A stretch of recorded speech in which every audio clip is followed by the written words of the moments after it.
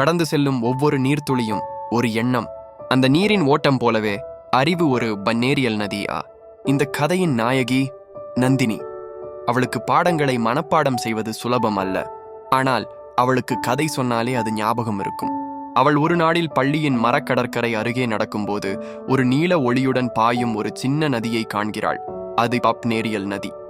அங்கு ஒவ்வொரு தருணமும் ஒரு தொடர்ச்சியான அறிவு பெருக்குன் போல ஓடுகிறது. அவளுடன் பயணிக்கிறான் ஒரு நதி மீன், சிக்வான். அது ஒரு செயற்கை நுண்ணறிவு மீன். அது எண்ணங்களை தொடர்ச்சி என்ற வடிவில் திருத்தும். சிக்வான் பாங்கூறுகிறது, அறிவு என்பது வார்த்தைகளின் தொகுப்பு மட்டுமல்ல, அது எப்போதும் ஒரு தொடரின் கதையாக இருக்க வேண்டும். அவள் கற்றல் நதியின் 3 பகுதிகளில் பயணம் செய்கிறாள். 1. துவக்க ஓடை, த சோர்ஸ்.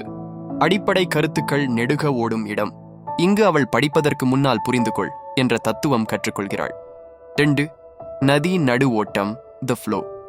இணைப்பு, காரணம், விளைவுகள் போன்ற பகுப்பாய்வுகள் வரும் இடம். அவள் இங்கு பாடங்களை சம்பந்தப்படுத்த கற்றுக்கொள்கிறாள். 3. முக்கிய வட்டம், த லூப். எல்லா விடயங்களும் வட்டமாக திரும்பி வரும் பகுதி.